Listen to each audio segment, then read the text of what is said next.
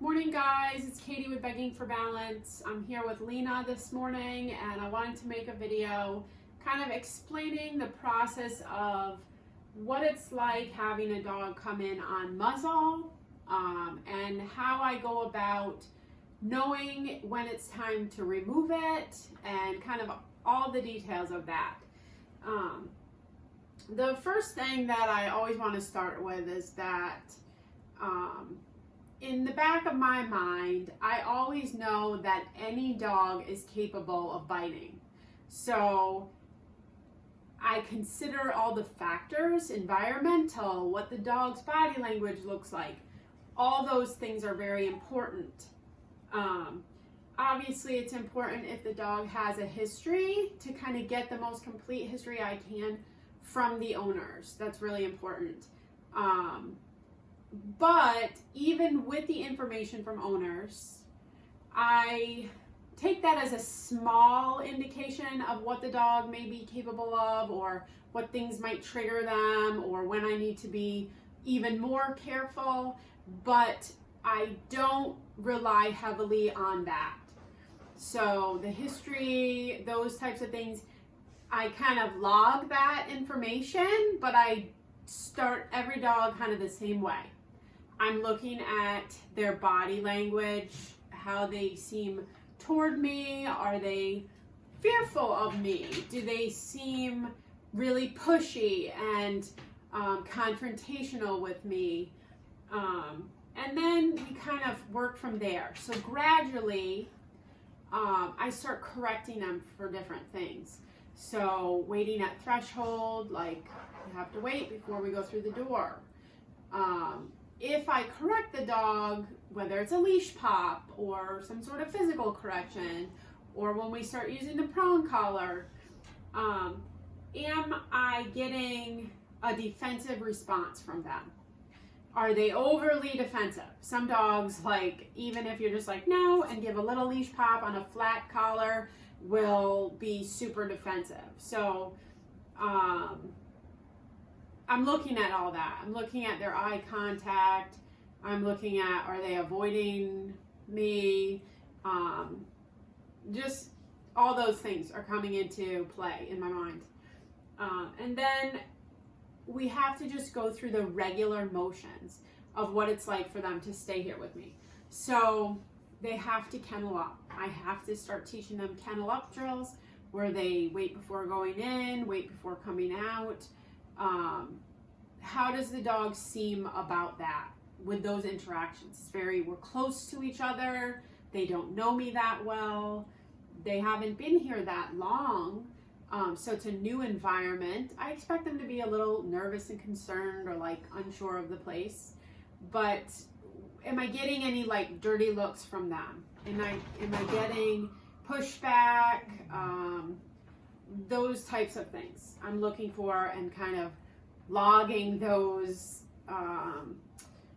interactions and what those things, how they go down. I'm looking at how they are acting when I have to put collars on and take collars off. When I touch them, are they turning away? Are they getting huge wide-eyed and freezing? Are they, is there any growling? All those things. So it's really hard for me to give you like a complete list, but I think that it's very beneficial both for me and for owners and other trainers who follow me to kind of understand the process. So for me to explain it, I like that because it makes me really think about what I'm doing. It's very intuitive. When it comes to like, how do I know that it's safe or safer or okay for me to remove the muzzle and work with the dog? I go completely by my gut feeling. If my gut is telling me that's not a good idea, that could be really dangerous, I don't do it. Or I take a minute and really recount, like, what have I learned from this dog so far? What's happening? So it's taking in all this information, analyzing it, but also going just by like pure nature and instinct and like, do I get a bad feeling? So that is not something that I think you can teach. I think you really have to tune in with dogs, and I think you have to know if something is ultimately danger in nature or not. And that just kind of, so that's a big part of it. I don't know. I'm just trying to kind of break down my process of doing it, and every trainer is going to be completely different. So even like me sitting where I am this close to her, even with her muzzled, I have thought about that. Is this a dog that I would sit this close to? Like, my face is pretty close to her. I'm not turned toward her, like leaning over her, but we're pretty close here. I've had a few days with her. Would I have done this day one? Probably not. She looks very relaxed. You see how her body is kind of curled. She's closing her eyes. Like, I'm not very concerned. Now, if I were to jump up, because I know kind of her history of what can trigger her, if I were to just hop up and like run that way, could it be more troublesome? Yes. So I'm not like making any crazy movements or things like that. The first interactions are kind of getting the dog into and out of the crate. I'm going to have them muzzled for that. I need to maybe take off a collar or put on a collar or handle them in some way, and we're going to see how that interaction goes. Then I want to give the dog time to just relax in the crate. And I'm walking by, you know, that later in the day, my dogs have to go out. I'm watching, like, what is their behavior like from the crate? When I approach the crate, what do they look like? Are they at the front of the crate eyeing me, side-eyeing me, big pupils? Like, I'm looking for all those things. Are they just nervous and concerned? Are they resource guarding the crate? You know, all that comes into play, and I'm taking it in. I'm taking into account if there is any display of aggression toward me or something, if I have to do any kind of correction. Is there kickback? Are they coming back at me? Or do they just take the correction and accept it? So, and I'm talking about small corrections too. Jumping, things like that. If they jump on me and I correct them, is there any problem? I generally introduce them to the prong collar early on in the training, and I want to see how they respond to prong pressure, just walking with them in the yard, back and forth. Like, when I look at them, what is the eye contact coming back at me? Is it soft? Is it super intense? Are they avoiding me, or are they pushing into me, bumping into me? All of those things are giving me information. So when you walk up to the doorway, we're waiting at threshold. We're very close next to each other. We're in kind of a tight space. How does the dog feel about me? What are they telling me from their body language in that close quarters? And the same outside. Is it better outside? Do they seem uncomfortable in the tight doorway? Are they uncomfortable when I have to, like, you know, place their food bowl in the crate, or if I open the crate, or like put a water bucket in? All of that I'm watching very closely. And I want to try to get the muzzle off as quickly as possible when they're in the crate. So it can be dangerous for dogs to be muzzled in the crate because we're not always there to supervise it. So like at night and stuff like that, I would rather have the dog out of the muzzle but I need to be really cautious that I can handle them safely before I remove that. I want to be able to handle them first. Looking at all that, then we usually do a training session. The first kind of training session, I gradually start introducing corrections, like mild corrections for something like stepping off place. How does the dog respond to small corrections for things like stepping off place, or if they try to jump on me, all of those little things. When I'm giving food during the training, how does the dog respond to that? If I move my feet or hands, how are they? Like you can see, she doesn't care about my hand moving around.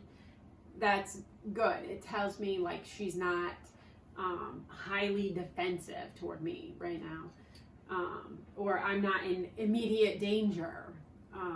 Her eyes are soft, her pupils are not super dilated. Sometimes the pupils can be really dilated. The dog could be really nervous or stressed.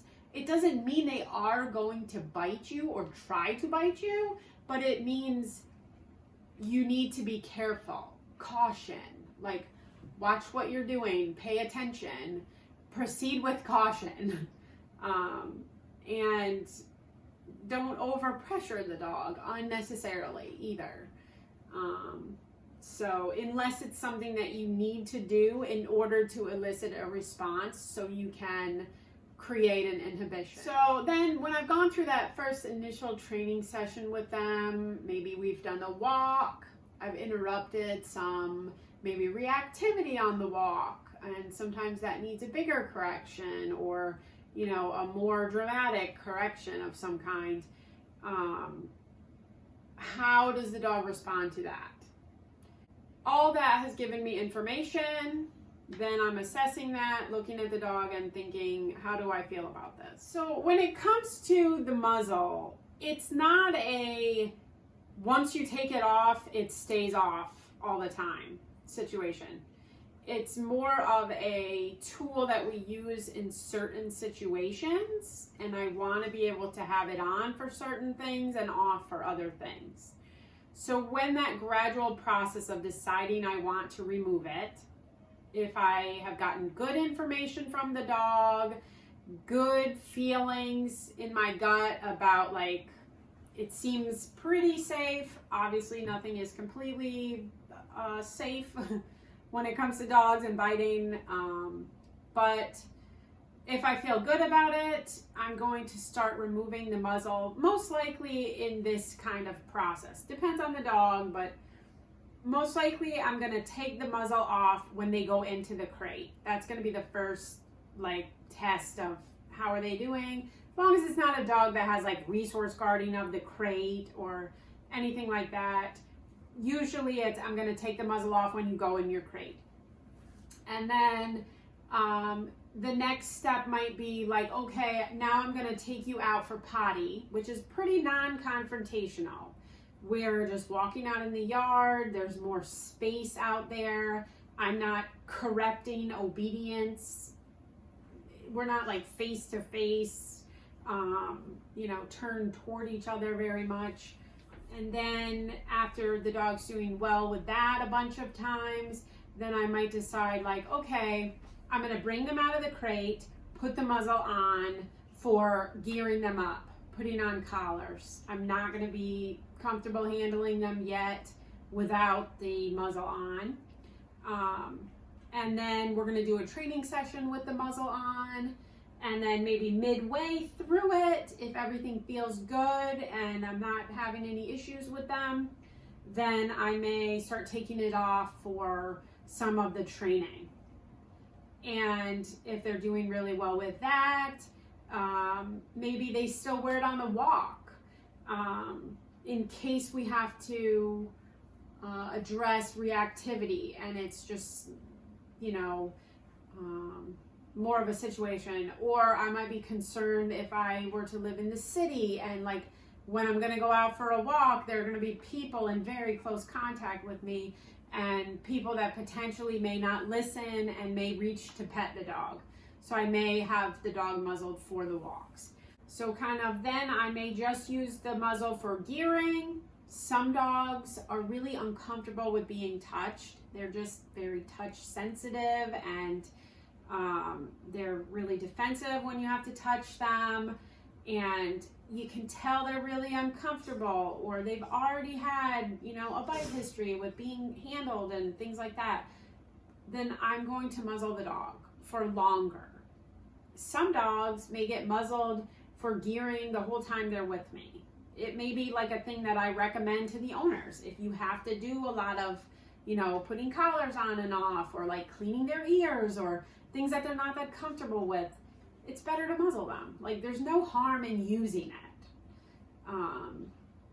We want to use the tool appropriately. We want to prevent people from being injured or dogs from being injured, but we also want to keep the dog as safe as possible, and muzzles are not a bad thing. Taking it on and off, again, in training too, even if I can work the dog on place, you know, in a training session or on a walk without the muzzle, sometimes I like to just put it on and have them continue to keep the skill of wearing it and not caring about having it on. So it's really important that if a dog does have to wear a muzzle at different parts in their life, that when they wear it, they're comfortable. They're not trying to get it off. We don't want that. We want them to be comfortable and not really see much difference kind of in their life, whether the muzzle is on or off. We don't want them, just like with e-collar, we don't want them becoming collar smart. You don't want them becoming muzzle smart. You don't want them knowing, like, only when the muzzle's on, I don't have to bite, but if it's off, I can, you know, get away with stuff. You don't want that.